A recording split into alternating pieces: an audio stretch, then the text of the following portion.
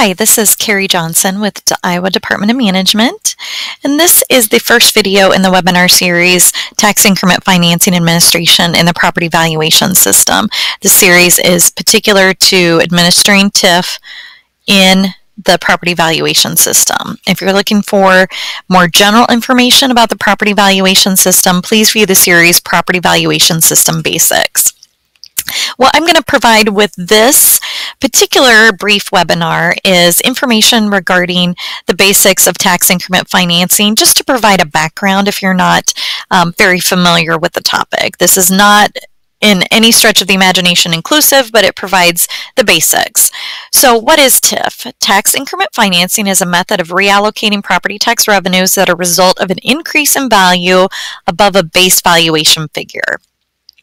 Tax revenues produced by property tax levies, except for debt service, school, physical plant and equipment, and instructional support levies, imposed on the increased value by all levy authorities, are allocated back to the TIF authority to repay debt they incurred to make projects happen in the urban renewal area. So basically, it's a method of financing where there's a diversion of revenue above and beyond a base value back to the TIF authority that incurred debt to make some sort of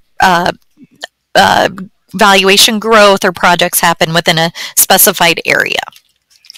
So who can do TIF? Cities and counties can do TIF projects per Chapter 403 of the Code of Iowa. Community colleges are given TIF authority via 260E of the Code of Iowa, although there aren't many community colleges that still utilize that authority. And then there are rural improvement zones under Chapter 357H of the Code of Iowa.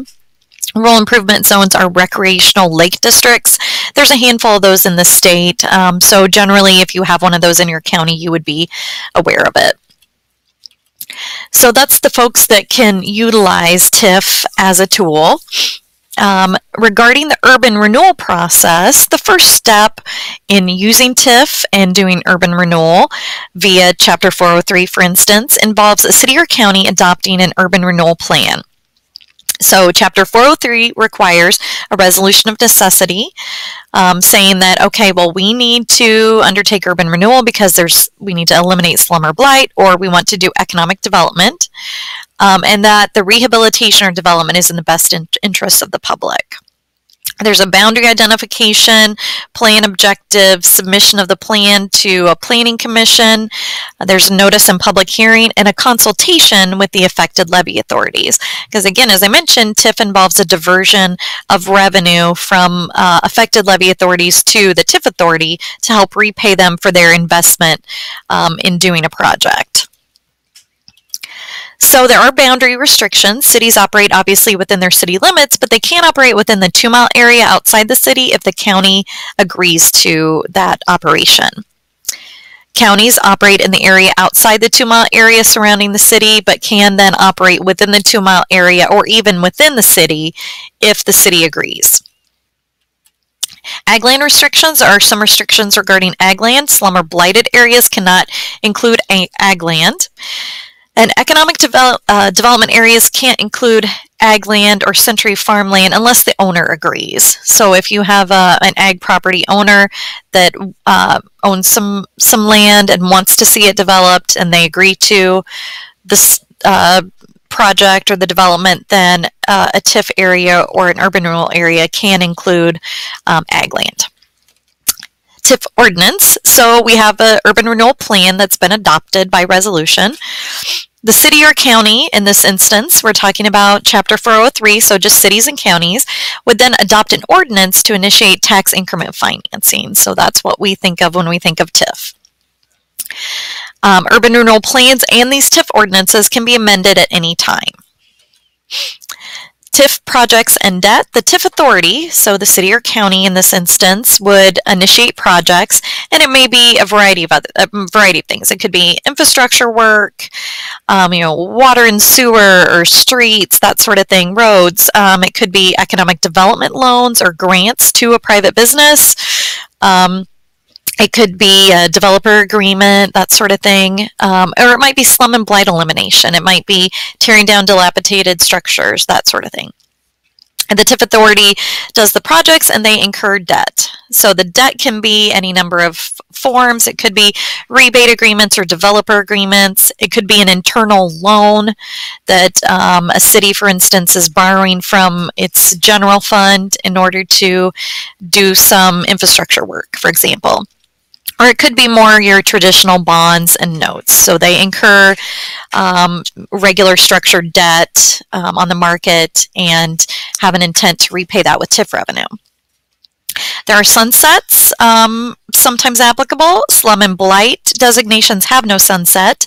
Economic development designations have a sunset of 20 years for newer plans that were adopted after January 1 of 1995. I do want to make a note here, because we were talking about 1995, some of these areas may be nearing their expiration. So please take a look at the areas within your county closely and make sure that you're aware of the end dates for anything that might be sort of coming off the rolls and you're planning accordingly. Economic development for non-low and moderate income housing have a time limit of 10 or 15 years conditional, depending on if the other levy authorities would agree and the size of the community. So another important thing to talk about is a frozen base here. That is going to establish sort of the bar upon which, if there's increases in value, that's what generates our TIF revenue. So increases above that base. TIF ordinances adopted on or after January 1 of 1995, the 100% frozen base valuation is the valuation on January 1 of the calendar year prior to the year in which TIF indebtedness is first certified with the county auditor. TIF ordinances adopted prior to January 1, 1995, the 100% frozen base value is a valuation on January 1 of the calendar year prior to the year in which the TIF ordinance was adopted. So those were handled a little bit differently before a law change. So obviously we said that your TIF authorities are going to incur debt. Well, they have to then communicate the debt to the county auditor, because the county auditor is statutorily required to administer TIF. So then the city, for instance, would certify their TIF debt, and that is an annual deadline of December 1.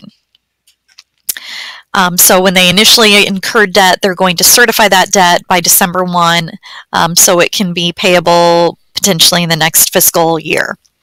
The county then completes TIF reconciliation forms and send those out to the TIF authorities as soon as possible after that December 1 deadline. And the county auditor is going to provide TIF taxes without further certification unless the city, for instance, incurs more debt, like they do more projects and incur more debt, then they'd certify that. Or the TIF authority is going to request fewer taxes. So they're going to say, you know we could get more TIF revenue, but we actually only want to get enough TIF revenue to pay our annual payment, for instance. And certification and reconciliation forms are found on the county resource page, that dom.iowa.gov/counties. And the reconciliation form looks like this. You're going to want to complete one for each urban renewal area within each city or county in your county. So that's just a little background on TIF. If you have any questions, please contact me at 515-281-5598 and carrie.johnson@iowa.gov. Thank you.